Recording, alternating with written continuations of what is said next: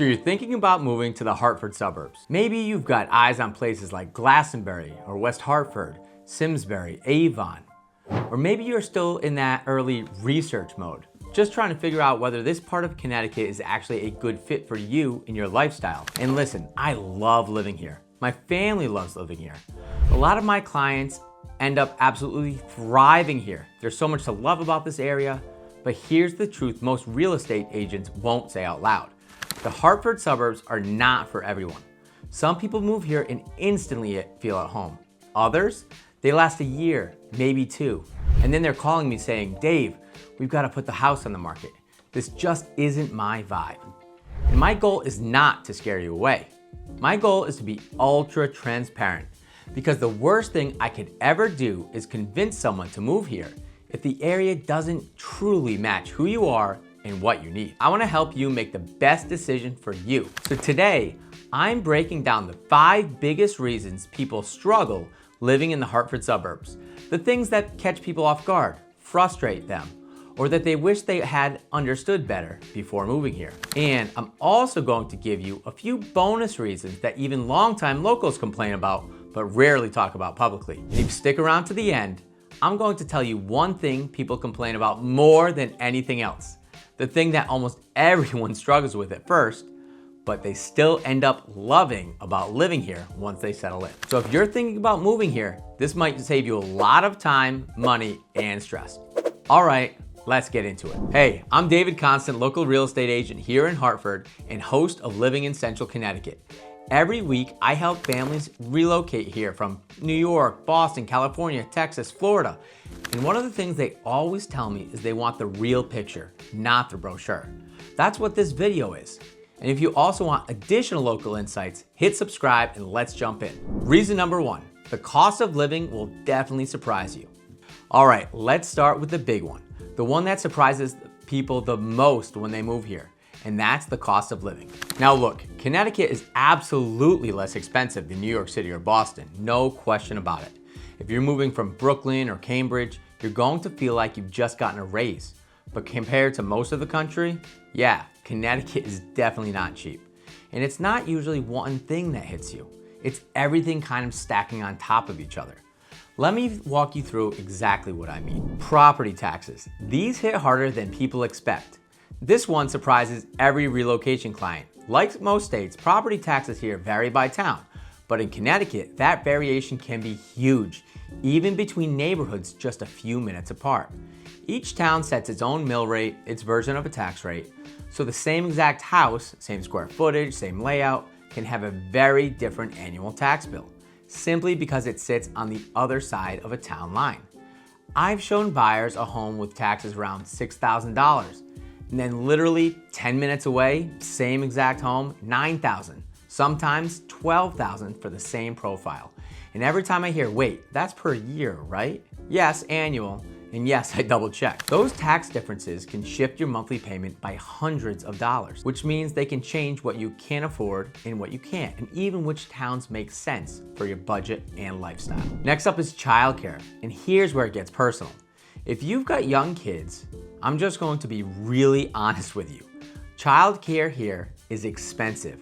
And I'm not saying that as a real estate agent, I'm saying it as a dad who put 2 kids through daycare already, and my son still has 2 more years left. When I was shopping around daycare options in Glastonbury, they were all basically in the same ballpark. Sure, there was one outlier low and maybe 1 or 2 on the high end, but most places landed right around the same number. And that number? About $2,000 a month per kid. That's $24,000 a year per child. And I know someone's thinking right now, well, I'll just find the cheap daycare. To which I say, do you really want to go the cheap route when it comes to the people watching your kids? Exactly. This is one area where even people who are budget conscious end up saying, all right, this is where we spend what we need to spend. It's painful, yes, but it's the truth. So gas is always a little bit higher here in Connecticut. They tend to hang out above the national average. National average is about $3. We're usually sitting around $3.50, maybe even up to $3.80. It's not outrageous, but because you're driving everywhere, and I mean everywhere, you notice it. There's no hop on the subway option here. Your car is your lifeline. Some days it feels like your car is basically an organ donation at this point. Let's talk groceries. And okay, let's talk Costco. Technically, grocery prices here aren't wildly above the national average, but it just feels more expensive because all the other costs, childcare, taxes, utilities, stack on top of it. And personally, I love that I've got Costco close by, either South Windsor or New Britain. It's a huge convenience. But also, good luck getting out of there under $400, especially if I've got the kids with me. And come on, you know it happens to you too. You walk in thinking milk, coffee, paper towels, and suddenly you're wheeling out one of those flatbed carts with a kayak, a 40-pack of granola bars, and something that looks suspiciously like a hoverboard. You don't know how it happens. None of us know how it happens. Costco is basically a portal to, oh no, what have I done? But for most families, groceries tend to land, north of $1,000, $1,500 a month when you add up Costco, Stop and Shop, Trader Joe's, Whole Foods, all of that. Let's talk utilities, especially heating. They can be rough. This is one that sneaks up on people, especially if you're moving from a warmer state. Connecticut has a lot of older homes. We're talking 1950s, 60s, 70s builds, and many of them still run on oil heat, baseboard radiators, older boilers, older windows. Insulation that was apparently installed by someone who hated hot air. So when winter hits, oil fills can easily run $400 to $600 a pop, and many homes need 3, 4, sometimes 5 fills each season. Electric bills can be heavy too. Connecticut often ranks among the highest electricity costs in the country. So if you've never paid for oil heat before, that first winter will be a bonding experience between you and your wallet. And the concept of, I guess we're wearing sweaters inside now. Here's the truth. It's not one thing that makes Connecticut expensive. It's a combination of everything. You've got taxes, childcare, groceries, gas, utilities, the upkeep on those older homes. If you're coming from Florida, Texas, the Carolinas, or even the Midwest, you're going to definitely feel the difference. If you're coming from New York City, Boston, or another urban area, you'll feel relief, absolutely. But this still isn't cheap. It's more like reasonably expensive with a lot of trade-offs that make it worth it for the right person. Hey guys, it's Dave Constant. As much as I love making these videos, there's one thing I love more, and that's helping families and people from all over the country make the move here to Central Connecticut. I've helped countless families make the move, so whether you're coming out the next week, the next month, or even next year, don't hesitate to reach out. My contact information is right here on the screen and linked in the description in case you missed the on-screen pop-up. I look forward to helping you and your family make the move. Reason number 2, the weather will definitely test your patience, and it will shape your routine, whether you want it to or not. All right, let's talk honestly about the weather, because if you've romanticized New England winters, living through one will give you a very different perspective. People imagine cozy snowfalls, hot chocolate, fireplaces. And yes, those moments do exist, but they're the highlight reel. The day-to-day reality, that's a whole different story. Winter is long, longer than most people expect. Here's how it usually goes. December is beautiful. The holidays are here, you get your first snowfall, everyone's in a good mood. January, temperatures drop, days get short, and it settles in that this isn't a quick season. February, this is the hardest month. It's dark, cold, and feels never ending. March, the teasing starts up. One warm day followed by a surprise snowstorm. April, melting snow, muddy yards, cold mornings. It's not spring yet. In May, the weather finally is consistently nice. Some winters feel like 5 months. Not every year, but enough years that you start to notice it.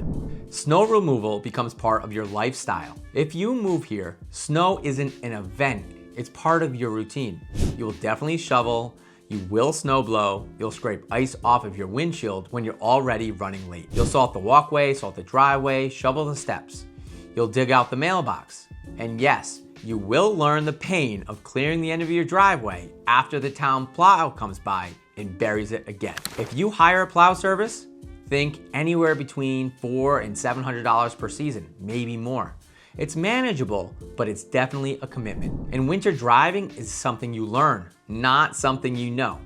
Even people who consider themselves to be good drivers have an adjustment period here. You learn how to brake on black ice, how to steer out of a skid, how to take hills slowly, and most importantly, when not to leave the driveway. If you're relocating from the South or the West Coast, this will take some time to get used to. And that's okay. Everyone does adjust eventually. Let's talk about fall, because it is absolutely gorgeous, but leaf cleanup is real. The foliage really is everything people say it is. But Connecticut also has a lot of trees, especially in suburbs like Simsbury, Avon, Glastonbury, and Wethersfield. So the reality is those leaves end up in your yard. Raking, leaf blowing, bagging, dragging bags to the curb. For some properties, you're filling 30, 40, 50 bags over the course of the season. If you love yard work, you'll be in your element. If you don't, it's something to definitely think about. Let's talk about spring, because it's not the picturesque season most people imagine. Spring here isn't tulips and sunshine. It is mud, it's rain, it's more mud, it's allergies for a lot of folks, more mud, random cold snaps. The true spring weather people imagine doesn't really show up until early to mid-May. But summer here is super warm, beautiful, definitely humid, and they are genuinely great. Warm days, coolish nights, lots of green, lake days, festivals, outdoor dining, but it is humid.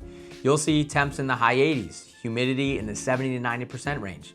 Thunderstorms that roll in quickly, the occasional muggy stretch. It's not oppressive like the deep south, but it's definitely not dry heat like out west. Storms are part of life. Nothing too dramatic most years, but you will experience nor'easters, heavy thunderstorms, windstorms, branches that lose their power. It's just part of the rhythm of living here. Most people adapt very quickly, but it does change your expectations and your routines. So you're thinking about moving to Central Connecticut? Well, I've got just the thing for you. My team and I have actually taken the time to create the ultimate relocation guide, which is meant to save you hours of research. And I've linked it down below. From top employers, the best hospitals, and a boatload of other things that you need to know before making the move. The best part is that this guide is 100% free. Yes, that's right, you heard it, 100% free. Just click the link in the description or the top pinned comment. Hope that helps. Reason number 3 is you will definitely need a car. Actually, you need 2 and more time in the car than you think. This one is huge. If you're coming from places like New York City, Boston, Chicago, or Philly, and you're used to walking, rideshare, or public transit, Connecticut will feel very different. Walkable pockets definitely exist, but they're limited. Places like West Hartford Center, Blueback Square, Simsbury Center, downtown Hartford, Glastonbury Center are walkable, but your life will still be spread out across multiple towns. Errands equals driving to other towns. Hyperlocal example, if you live in Glastonbury, the closest Target, you're going to Newington or South Windsor, 20 minutes each way. The closest Costco, New Britain or South Windsor, 20 to 25 minutes away. Again, everything is that 20 to 30 minute range. If you live in Simsbury or Avon, stunning towns, amazing schools, but you are farther from everything. Costco is going to take you nearly 30 minutes. Target, same. Hartford, 25 to 35 minutes. Kids sports, you're all over the greater Hartford area. They are gorgeous towns, but they definitely mean more driving. And Uber and Lyft are not as dependable here, not like the big cities at least. You can't rely on them for everyday transportation. Most households end up with 2 cars. Even couples without kids quickly realize that sharing 1 car is not realistic. Families, it's a 2-car minimum. 3 is common. And you're driving in the winter, construction zones. This means snow, slush, and ice. You've got lots of potholes to contend with, winding roads, 25-mile-an-hour zones at times, long-term construction projects, random detours. It's all just part of the life. The trade-off, sometimes the cheaper towns come with more car time. Affordable housing typically means you're farther out, which means more driving. All right, reason number 4. The pace of life is much slower, and that's great for families, but it's an adjustment for singles. Connecticut is calm, it's peaceful, it's predictable. For families, this is heaven. For singles or young professionals, it can feel quiet. Things close earlier, not dead, just earlier. Most restaurants close their kitchens right around 9 o'clock. Breweries between 8 and 9. Grocery stores close earlier than big cities. Coffee shops, they're done in the mid-afternoon. There's stuff to do, just not late into the night. There is a social scene, just a different type. Connecticut has breweries, wineries, comedy nights, trivia nights, farm stands, farmers markets, local concerts, festivals, hiking. We've got local skiing, outdoor recreation, great restaurants. There is plenty to do, just at a calmer volume. Singles feel this shift the most. Families love it. Now for the question of the day. What matters most to you when relocating? Make sure to leave your answer in the comments below. I want to hear what you have to say. Also, if you have any questions, thoughts, you can leave those in the comments as well. Or even better, text, call, or email me. My information should pop up on the screen below. All right, let's talk reason number 5. The housing stock is just old and new construction is rare. Most homes here were built in the 1920s, 30s, 40s, 50s, all the way up through the 70s. Newer construction does exist, but not in the large neighborhoods like in the South. Older home quirks like tiny closets, smaller bedrooms, plaster walls, boilers, baseboard heat, oil furnaces, limited central air. You got stone foundation, some quirky layouts, moisture issues, tiny bathrooms at times. Maintenance is part of homeownership, but you've also got the charm factor. But in return, you get real craftsmanship, hardwood floors, mature trees, built-ins, established neighborhoods, unique architecture, character, pride of the place. People love the feel of these homes. Let's talk a couple bonus reasons.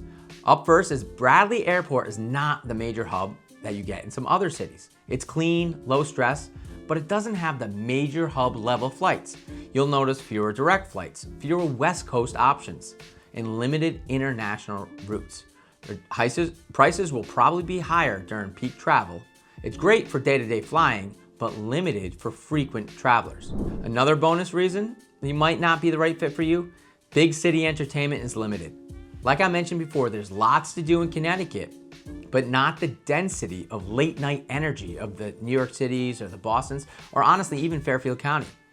Like I said before, singles feel it the most, and families, they generally prefer it. All right, let's talk roads and infrastructure, because in Connecticut, they definitely show their age. You've got potholes and construction that honestly just seems to last forever.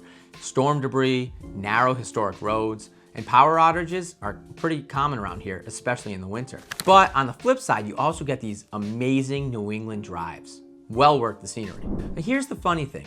Even though people complain about the weather, the driving, the costs, and the older homes, they still end up staying. It's because of the lifestyle, the community, the schools, the scenery, and the balance. It all just outweighs the challenges.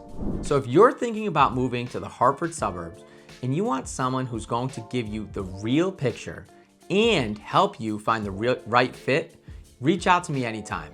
I work with relocation buyers all the time, and I would love to help you figure it out, whether this area is the right move or not. So thanks so much for watching, and I will see you on the next video.